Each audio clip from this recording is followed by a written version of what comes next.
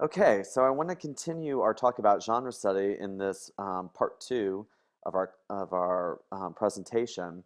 And I begin with a quote from Randy Bomer, who's a researcher at the University of Texas. And I love his quote here. He says, like many aspects of technique and language, teaching about genres is made more powerful by allowing students to become insiders in the world of that genre. People become insiders in craft when they have to construct the sort of thing that they are learning about. So this is what genre study is all about. It's about constructing um, a piece of writing based on knowledge that you have of a particular genre. Within a genre study, what we're really doing is we're immersing within the genre and we're asking questions about it. So, what I'm going to present to you is an instructional framework for studying genres within a writer's workshop. The whole point of this particular type of inquiry is to have students uncover the curriculum by making noticings and deeply engaging in text. Students notice and ask questions around texts that have already been gathered for them, and then they determine, what are these different aspects of the genre. This is all about depth rather than coverage. So what we're doing is we are just delving deep, deep, deep into what are the characteristics that make these genres this particular genre. Finally, what we do at the end of our study is write under the influence. So now that we know all this information, now that we know how these particular genres are constructed, now we're prepared to write within them ourselves. This quote is really powerful. So the whole premise of this genre study is really this quote. Before you write one poem, you need to read at least 100. So, in order for us to write confidently and um, competently, we have to be able to read within these genres and study them and understand them as writers. So, what I'm going to present to you came from my reading of a book called Study Driven by Kitty Wood Ray. And she lays out an instructional framework for studying genres that I think is probably the smartest thing I've seen in terms of instructional layout of how you can go about teaching students genre within your classrooms. Basically, this is what it is. You study a particular genre for a particular period of time. Some of the big ones, some of the major ones like memoir or report writing or persuasive writing are going to be studies that last from 4 to 6 weeks. But you might do some smaller genre studies on things that, um, like acrostic poems or advice columns or how-tos that might not take nearly as long, like recipes. They might not take nearly as long, maybe just a week or two. And so what Kitty Wood Ray presents in her book is a five-step process. So the first step would be gathering text. And so mostly this is the teacher doing this, but sometimes students can do some of this work as well. With gathering text, what you're doing is you're finding multiple examples of the genre in books, magazines, online pieces that really represent that genre. The reason why it's important for the teacher to do a lot of the selection themselves is that teachers will have particular books that they are going to really want to highlight and pull out as real good mentor text for students. But um, this doesn't mean to discourage students from bringing in examples that they think represent the genre as well. What I do as a teacher is once I come across a book that I think really represents this genre well, I will tuck it away into a file and I will only pull those books out when it's time to study that genre. I have my particular favorites that I'll be sharing with you over the next few weeks, so that you're privy to some of the different ones that I use when I work with kids. So that's stage one is gathering the text. Stage two is setting the stage. So you have some mini lessons here where you talk about, well, why are we studying this genre? If we were to write within this genre, who would be our audience, and why would we be writing within this genre? What would be our purpose? And then also in setting the stage, you set deadlines. So you might say, at the end of this 6-week study, you are going to publish an informational report about some nonfiction topic that you choose. Or by the end of this 6-week study of poetry, you are going to perform at a poetry slam. Or by the end of the 6-week study about memoir, you are going to be publishing a book that you will be sharing with family members or other classmates. So what you do is you front load really what the final outcome is going to be, and it should always lead to some sort of publication. The third step, so we've gathered this text, we've done a mini lesson or two about setting the stage. The third thing that we're going to do, and we're going to do this for a while, is immerse. So we are going to just sit and read, read, read. Um, and we're going to do a lot of this work by ourselves individually. And within the daybook, students are going to be making lists of things that they notice about that particular genre, and they're going to make another list of questions they have about that particular genre. People sometimes ask me, well, is it okay to take a writer's workshop and just spend that time reading? And I always say that that is absolutely fine because writers are readers and we need time to read and study that reading as writers. So don't feel guilty if for a week or so during a genre study that the kids aren't even writing anything, they're just reading. Because really what they're doing is they're doing research as writers.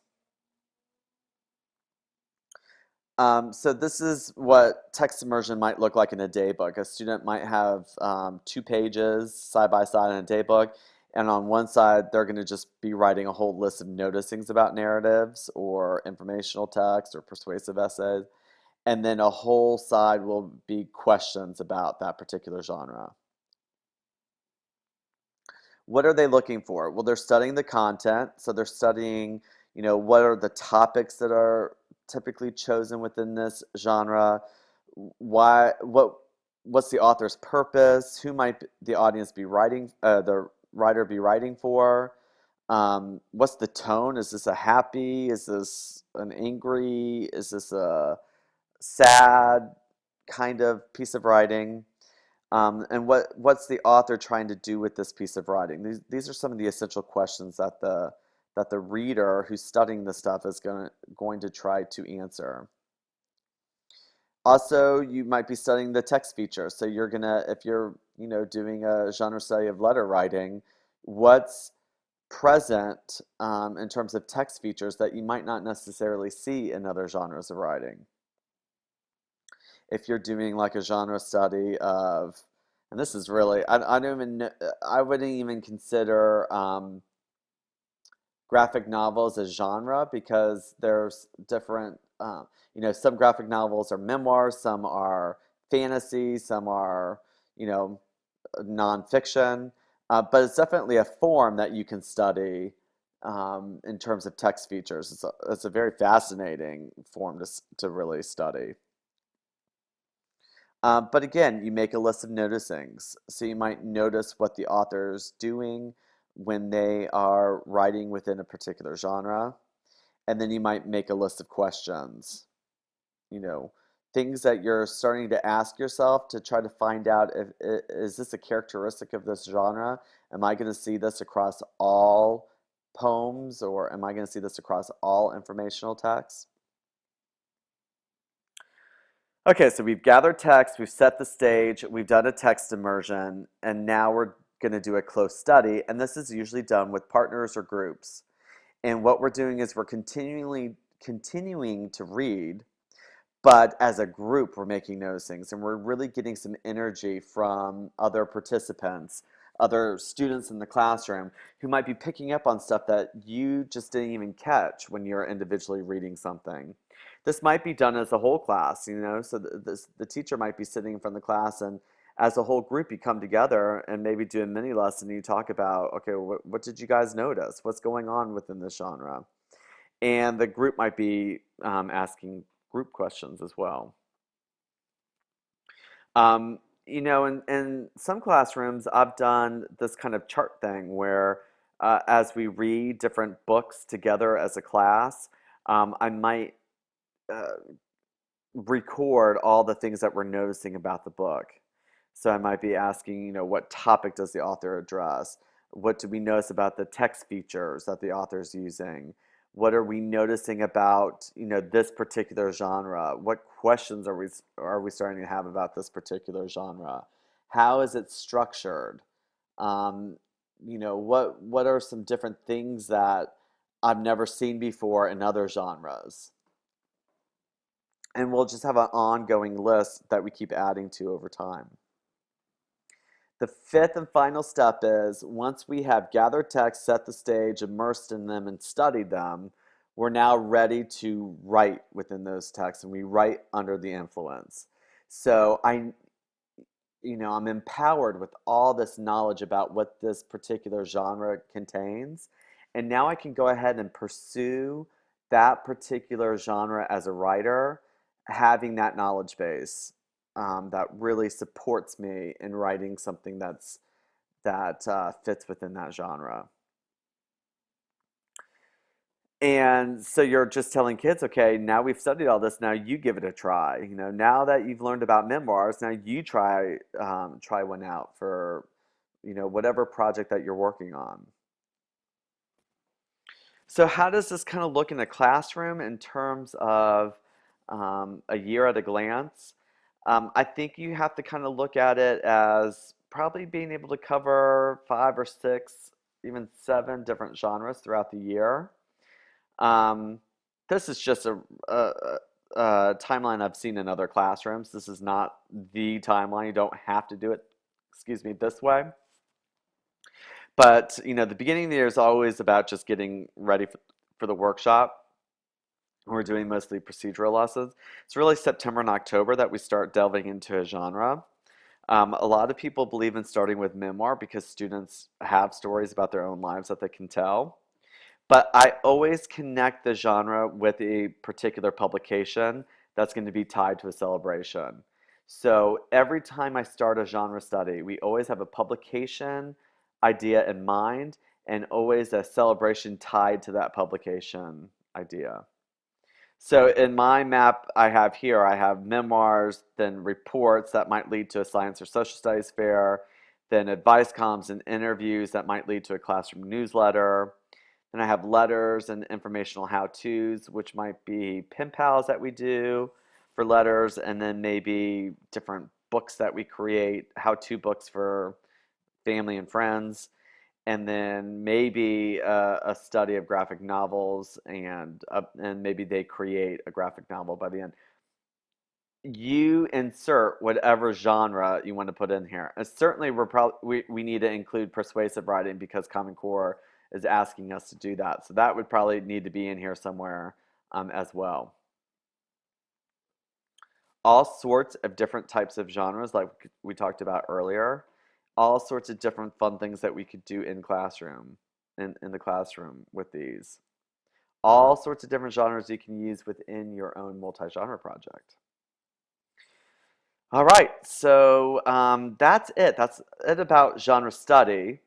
In upcoming presentations, you're going to learn about particular genres in more depth. So I'd like for you to take the last 2 or 3 minutes and reflect out of the day. What did you learn as a writer today that you didn't know before today? All right. I'm going to go ahead and let you go. Write that reflection in your daybook and have a great day.